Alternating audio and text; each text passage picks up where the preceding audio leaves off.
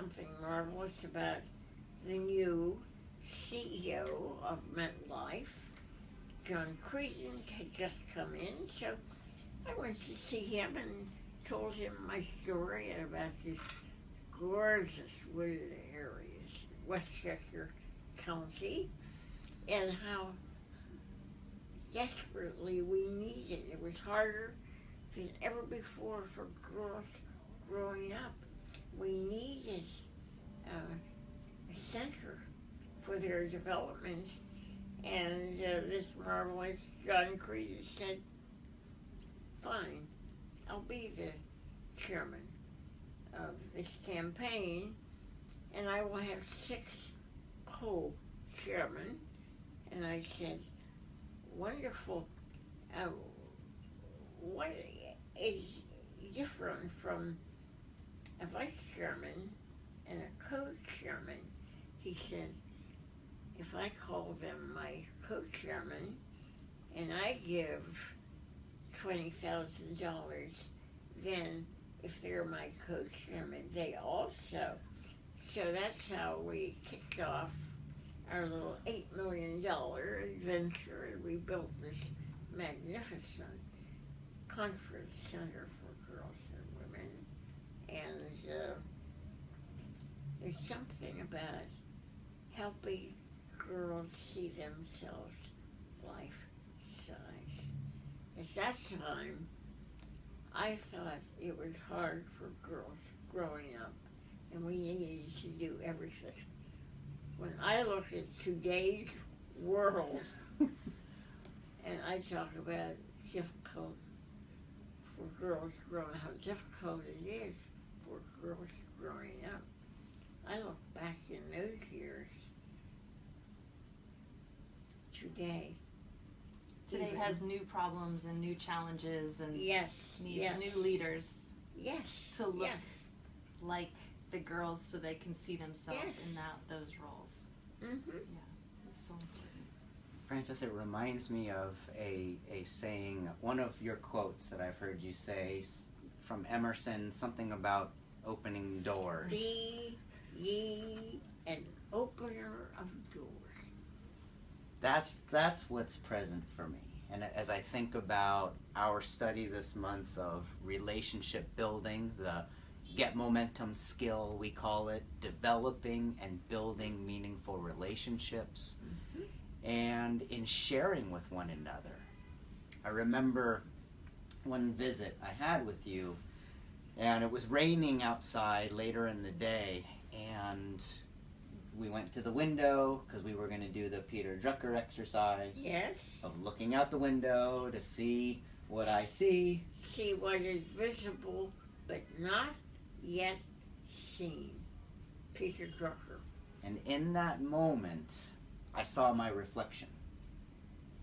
And I walked away from that conversation realizing leaders, or at least the leaders I associate with, we look in the mirror and then we look out the window. Meaning, let me understand this person, this guy, so that I can take the challenge of understanding myself and be more empathetic, be more understanding. Yes. One of the things I see is a lot of people pointing at what they should be doing, the changes that they should make. Yes. And maybe I'm willing, but I like to practice the changes I'm asking people to make. And that is honorable. I like to practice opening doors for people. You should. How have you seen doors opening? How do we practice doing that? What are things that you've seen over the years that, looking back, you think, wow, I opened the door for someone, or someone opened the door for me? I look out the window and I see what is visible and not yet seen. And I see a very small percentage of girls who are Black, Hispanic, Asian from the other 4 racial ethnic groups when I look out the window and I do not see thousands of wonderful young faces from those groups, so I open the door. We don't say, we're waiting for them to come in. No, out we go. We bring them in. They know they are partners. They know how welcome they are, and they know what hope it can bring to girls growing up today. So I was always so happy to find Emerson and be an opener of doors, because when you talk to people, you want them to open this door to this remarkable resource. If you say to them, no, I need that resource, I want you to give it to them, to me. I want, no, we open the door. And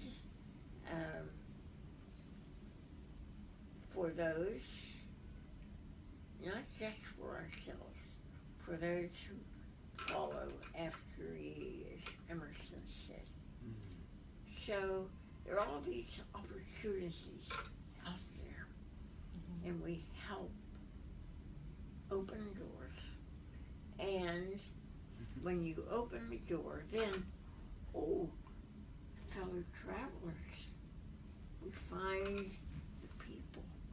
Battle buddies. Battle buddies is right. Now that's an Army term that I love, and obviously I've shared with you.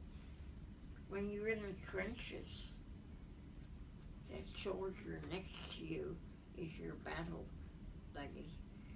And for many years I've been working with the U.S. Army, and the first time I heard battle buddy and what it meant, I made it my own. Since the beginning of our country, I say this to myself frequently, since the beginning of our country, there have been two institutions that have sustained the democracy: public education and the United States